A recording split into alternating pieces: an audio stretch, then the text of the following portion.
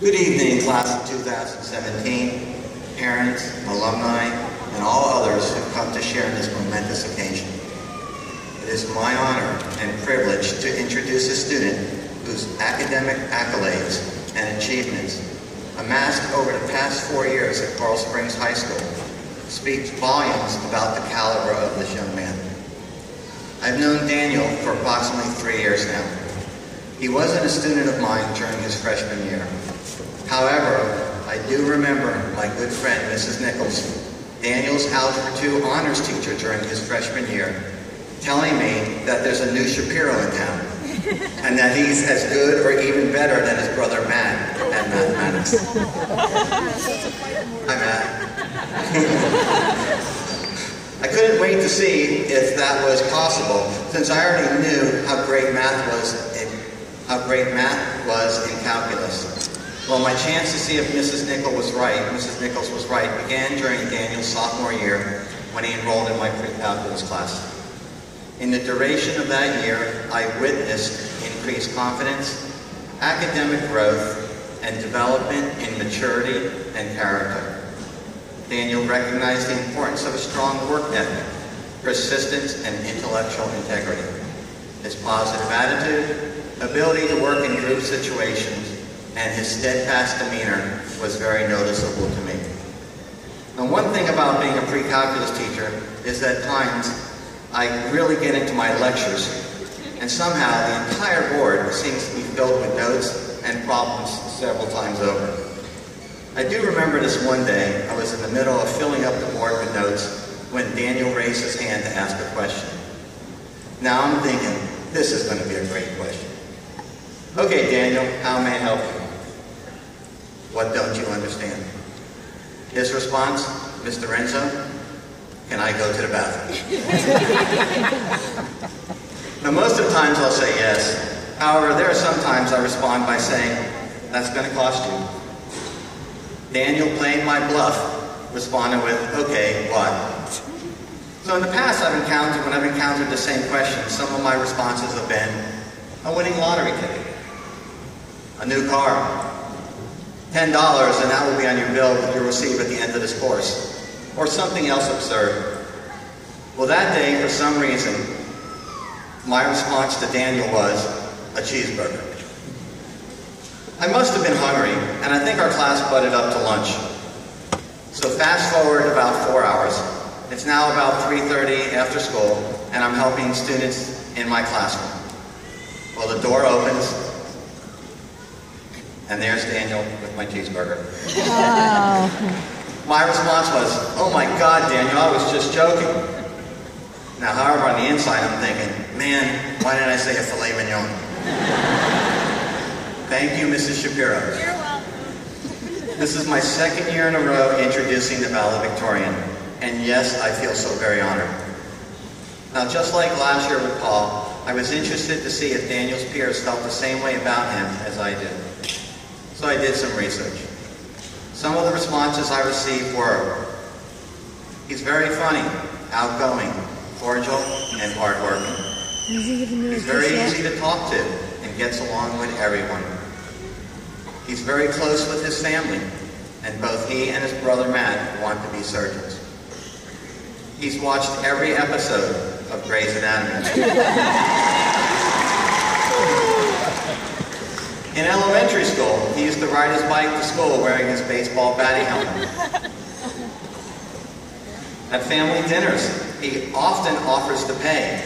However, unbeknownst to his parents, it's their credit card he's using. Now, Matt, be careful if he offers to pay next year when you guys are together at the University of Florida. He got very startled once when he saw someone else driving the exact same bright orange Kia as his. And Dan, whatever you do not take that car near Tallahassee.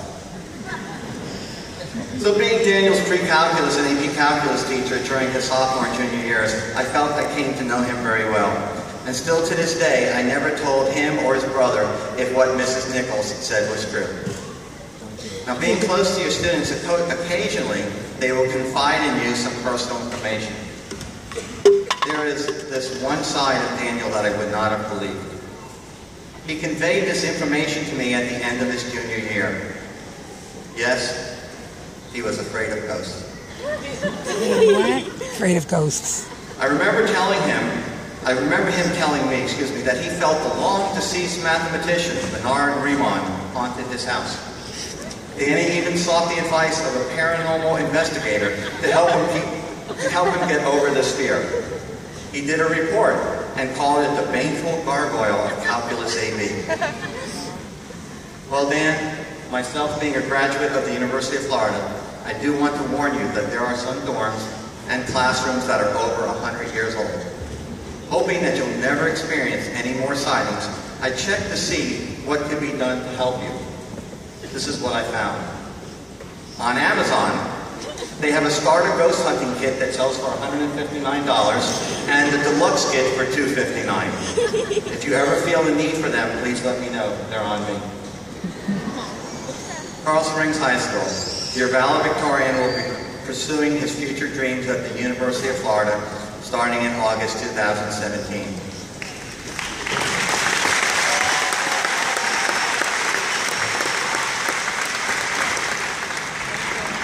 He will be majoring in applied physiology, psychology, kinesiology with aspirations of attending medical school. Daniel is graduating with a weighted GPA of 5.43. Oh my God.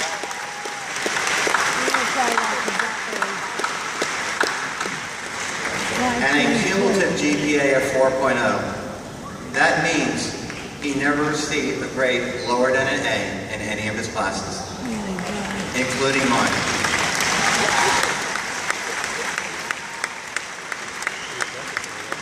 Daniel is an AP scholar. He'll be entering the University of Florida with over 40 college credits. He's also received numerous BPA awards at the district and state level. Ladies and gentlemen, before I introduce your valedictorian, I would like to introduce and congratulate Daniel's parents, Mr. and Mrs. Wayne Shapiro.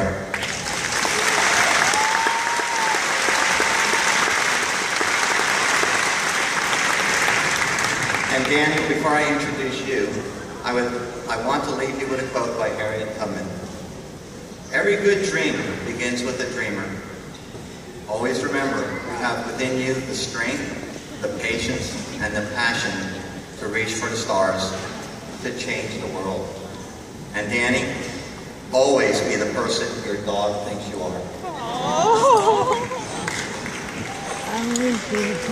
After 4 years of motivating others to be the best that they could be, please join me in welcoming a young man who exemplifies what it means to be the very best. I present to you the class of 2017, your valedictorian, Mr. Daniel.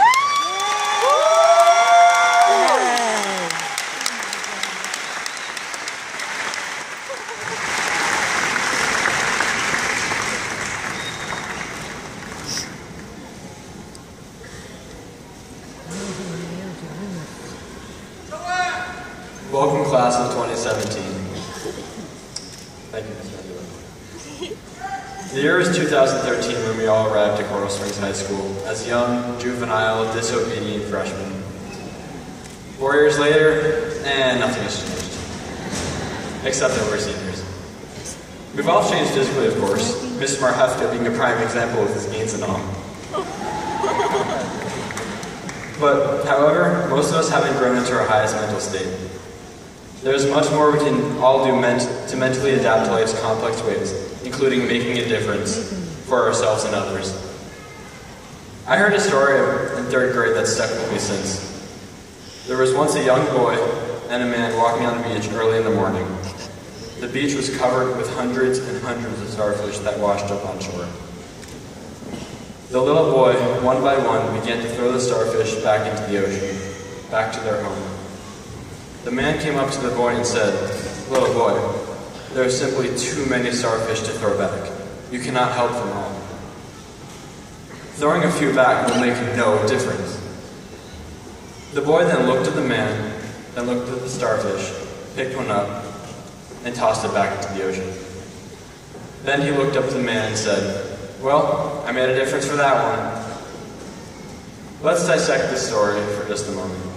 In our past 18 years, we can absolutely agree that we have been the starfish, needing help, needing the village, as they say, to make a difference in our lives. We might also be able to think of at least one moment in our lives when we can be proud to be the little boy who made a difference for just that one or two starfish. And without wanting to admit it, we have all been the old man who thinks there is nothing we can do that will ever make a difference to anyone. First off, let's thank the ones who made a difference in our lives, our little boy. Let's start with our moms and dads, grandparents, guardians, siblings, family, friends, the people who have had our backs and nudged on it when they needed to. For me, along with my dad, who's always had